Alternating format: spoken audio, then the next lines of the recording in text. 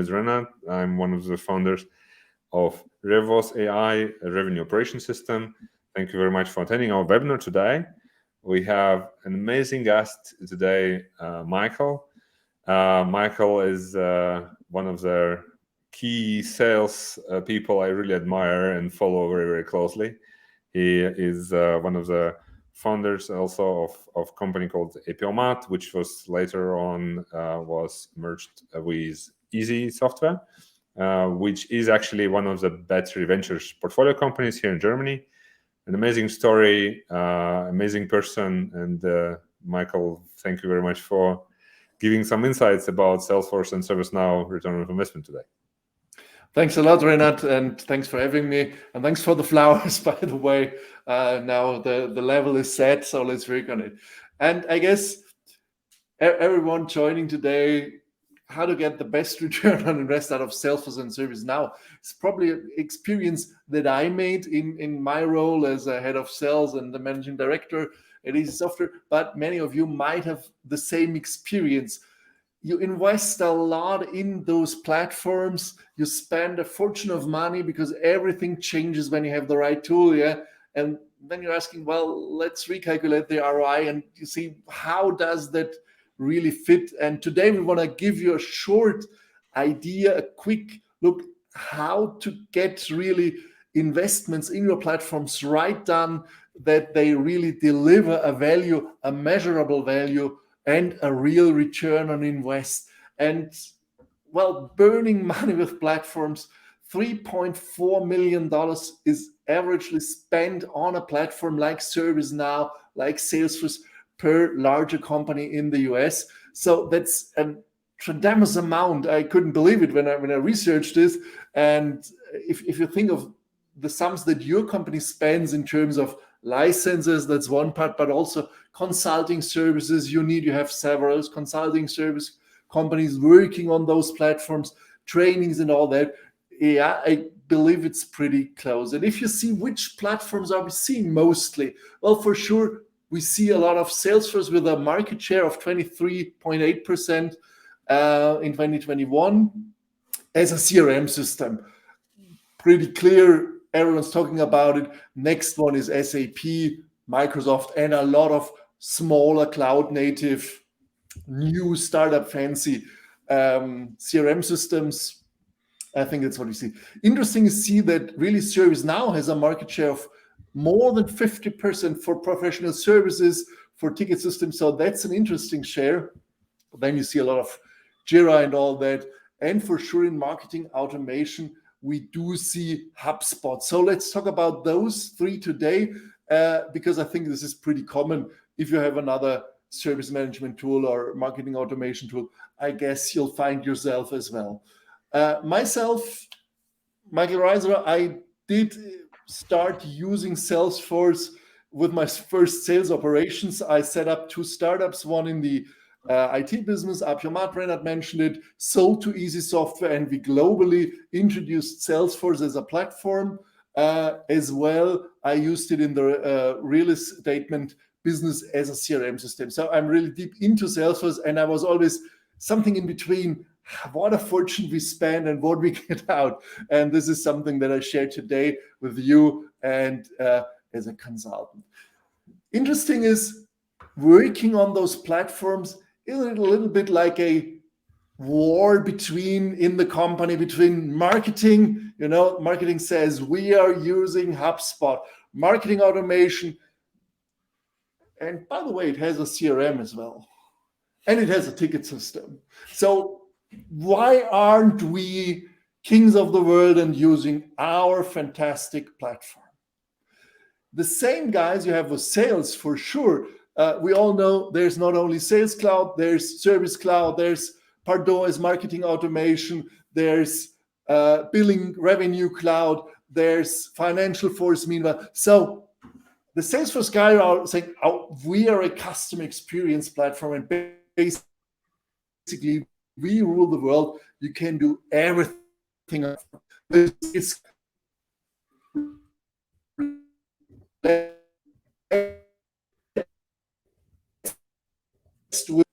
if you look at ServiceNow, what is it? it is a customer experience platform, and they say, well, like a CRM is no big problem for us, and we can do a lot more like all those others. So you have a little war in between. And how does it work usually with your platform? Those platforms are business related. They are very close in the business lines of business. ITs usually hold up. You don't understand. Initially, that everyone's invited in the big KPI party. Michael, so I'm sorry, Michael. I'm sorry. Just breaking. This internet connection is breaking up a bit. Can you just repeat like last 30 seconds? Sorry. Okay. So welcome to the KPI party. All those departments build their KPIs in their tools. So say basically it's very simple. We are the best. We fulfilled our KPIs, our goals more than everyone else, and we measure. And if it's the sites and you experience that like a customer or like a victim of a company, and you see, oh, now they're trying to get their first resolution call KPI up, but they didn't help me. Now they're getting some KPIs up, and you feel it, and you feel some kind of uncomfortable. Or if they tell you, well, that's not our part, that's a different system, I can see it. So they don't solve your problem because of a diverse landscape in systems. And if you think of which KPIs you have, you are confronted as a customer. Basically, you don't care because you even don't understand in these days, is it still marketing? Is it already sales, or am I in the after sales? And if you think of that, you have a lot of KPIs being measured, but what do they tell you? A fast response time? Automated email, thank you, we received your request. Someone will work on it shortly. Well, perfect KPI, thank you very much. As a customer, I'm not really enthusiastic about it. And basically, we hate it, to be honest. As a customer, you hate those system barriers, you hate those KPI-driven things. And even as an employee, you hate it. If you start using these tools, managers start battling about which tool is the right one. And customers and employees are the victims of this war, and it doesn't get your company further. And you spend a lot of money into consulting, into new modules, into new features, into premium features to get ahead of the others. You know, we are the cooler ones, we have the new thing. And basically you do all the same because it's all customer centricity. But the customer is not in the center, it's still your platform. And I think then what happens, drastic picture, is you have churn because customers see they're moved through systems, through departments. They don't see the customer as one. They don't have one single experience, and they go. And it's the same with employees, because what do you want as a customer? What's your expectation? You want one experience. And if you think of subscription business, if you think of ongoing business or recurring business, it's all one big cycle. So I only have one experience, and that's with your company.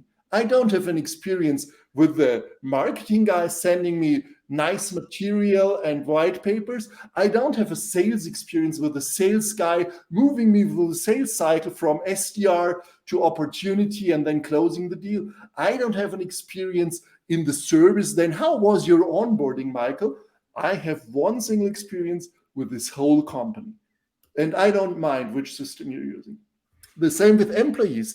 They are well motivated. They want to help customers. They want to solve problems. They want to do a beneficial work. They want to get great feedback. They want to have fun at work. And using all those tools, having your individual department's KPIs in mind, makes work a little bit sad because you know what would really help the customer, but you're not allowed to do it because it's the others. It's in there too. You'll know we don't have access there. That they are somehow linked, but I don't know how that works. So that's the issue. You provide bad experience, and the reason for that is indeed KPIs, because you look just as at a very small spot in an experience, but you don't see the whole thing. because it's not your KPI and it's not your measuring. Because your KPIs, you fulfilled fantastic. You had the best growth in the company last year.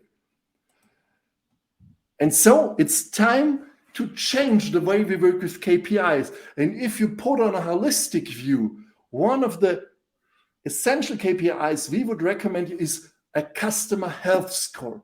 What does that mean? It's already named. It's customer centric. It doesn't care about your response time. It doesn't care about your marketing content. It doesn't care about your salespeople. It cares about how the customer is doing well and how is he interacting. Is the content you're producing good? Is he interested in it? Is he opening it? Is he reading it? Or is he just clicking your spam mails away from your marketing automation? Hello, just want to follow up about the sales stuff, putting you through the process instead of allowing you to buy something, about the service that had a quick first solution rate. This is not our problem. We closed the ticket. Fantastic. Closed on first call. But having all those individual points of contact, all those individual experience that a customer has together in one score, this is what we call the customer health score. And this is what drives you ahead. Why is that? Because it's your holistic view from a customer's point of view. It's not like a technical thing, Usually, technically, the meal was perfect cooked. It tasted horrible, but it was technically perfect cooked. All our KPIs have been good. So it gives you a score from a customer point of view, how they would score your company, the experience they have with you. It doesn't matter in which system you are, because it combines the relevant KPIs in one single view. Whether you're in ServiceNow, in Salesforce, and all those tools provide great data, great insight, but you need to combine it, you need to bundle it over the whole customer journey. And you can do it company-wide from marketing, sales, and service to have one holistic view. And it's pretty simple to do that, I guess, Reinhard. You will give us a short view in detail what it means. But basically, what are the measures that you need for your customers? And there's cool insights about how you can use technology to make that happen. It's not about you defining the measures that make your customer happy. It's about understanding what is a good customer, what is a happy customer. Yes. Integration, Reinhard. How long have we been talking about integration? 20 years? Did it ever? No. So I think, how can you get your systems together within RevOS? I think that's interesting. And then if you have done this simple 2 steps, and Reinhard will show us right away how that works, you need to understand what they mean, what happens. You need to play around a bit, probably do some experiments on it. And this is how it basically works. And if we have a look in this customer health scoring, give us a little bit more details on it. Yeah, thank you. Thanks, Michael. I couldn't agree more. In the industries, there's definitely a lot of understanding or initial understanding of this. Like, for example, in many companies, there's like a positions called customer success, which is actually more or less responsible for churn, responsible for expansion, and everything that goes after the sales. But this is like absolutely, and this is in our opinion, which we see also in the industry right now, it's completely wrong attitude, because there is no single department, just like you mentioned, which is responsible for churn and upsell and everything around it about the customer happiness, because the whole company is responsible for customer happiness. There was a very nice conversation recently on LinkedIn where the main topic was like, a customer churn is not a CSM problem. It's not a customer success problem. It's actually the whole company problem. And you can only measure and you can only understand it if you collect the whole degree of variety of different metrics.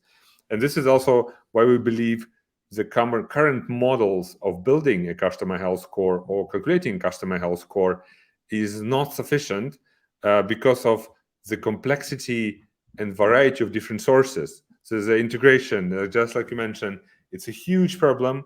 it's still like after 20 years of all integration software, and I know what we're talking about. My previous company was an integration vendor. We have like 120 variety of different connectors to really make sure that we are building a comprehensive model which does not leave any detail. And second part of it is basically also the structure. So we actually did over 90 interviews with CSM, customer success managers of world best companies who are really like addressing variety of different aspects of customer health score. For example, product and service usage and adoption, where we're speaking about like wide adoption in terms of like a number of users who are using it, but also a depth of adoption, how well your product or your service is actually integrated into the customer workflow. Then the business value, the perceived business value, and also measurable business value, right? This is always a very good topic to start the conversation with a buyer and buyer person on the goals and what the people are usually trying to achieve with a product or with service. The customer engagement is also a very, very interesting metric where we are seeing a lot of predictive insights based on the numbers you can collect from a variety of different systems and sources, as well as one part is really not to be forgotten is the customer advocacy, especially in the world where we live right now, where a lot of buying decisions, if I'm choosing a microwave on Amazon, or actually choosing an ERP vendor for a multi-billion-dollar corporation, it's all based on references. It's all based on comparison and portals where I can find the reviews. And these reviews portals play a huge role in sales acceleration or actually sales prevention for the vendors. So the customer advocacy is a huge part of an exercise which is frequently forgotten, but can play a huge and amazing role in growing sales or growing retention of existing customers, as well as just churn. Right. And Renat, we all know that because this was what the sales people have in their heart. They feel, I call this guy, I know he will speak well about us.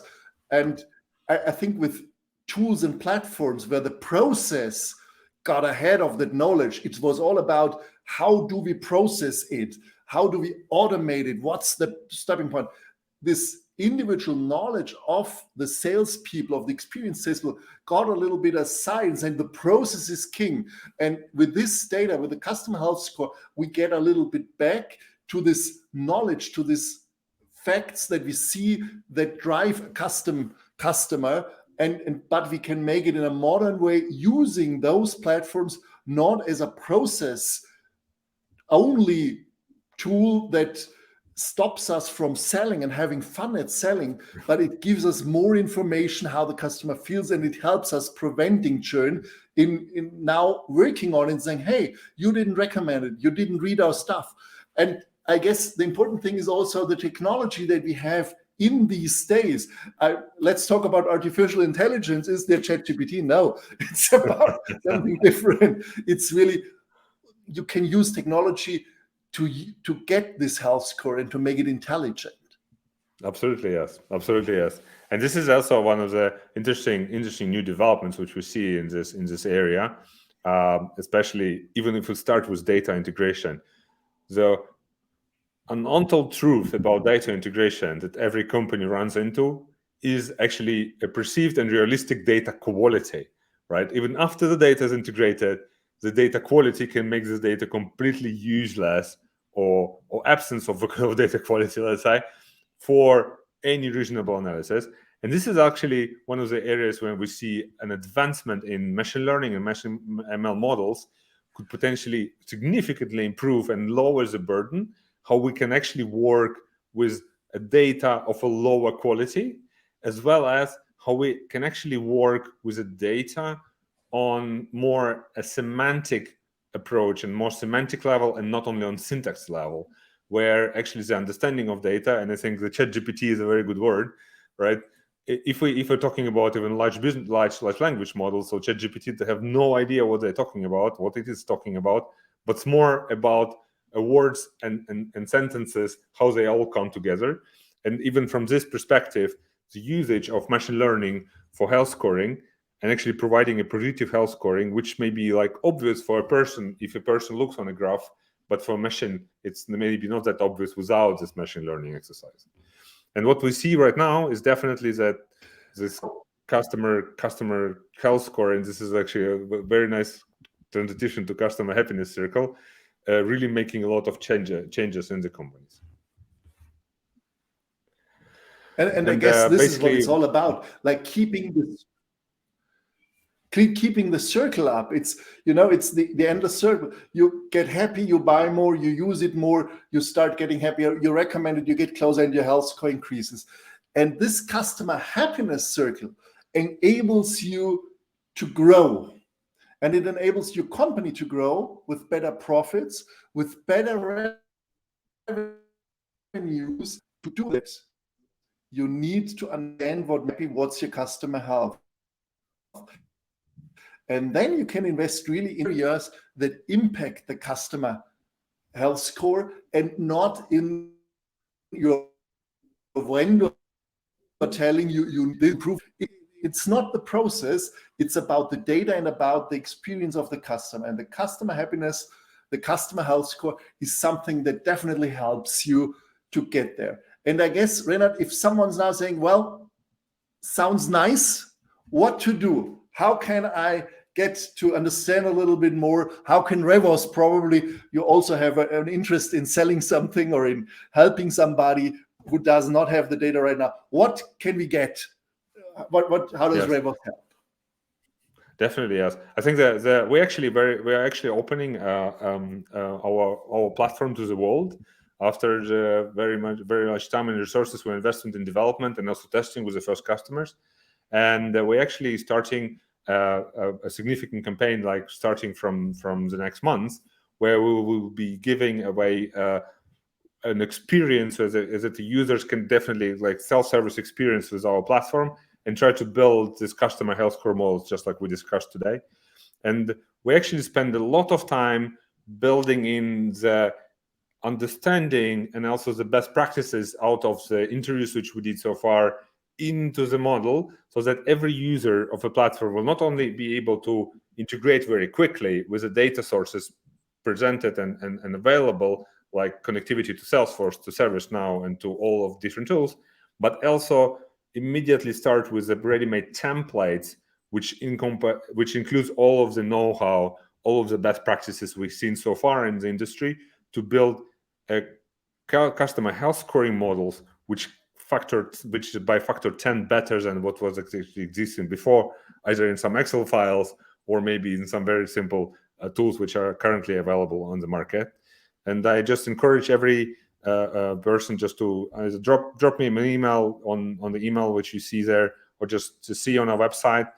We are opening it very, very soon, and looking forward to speaking to you.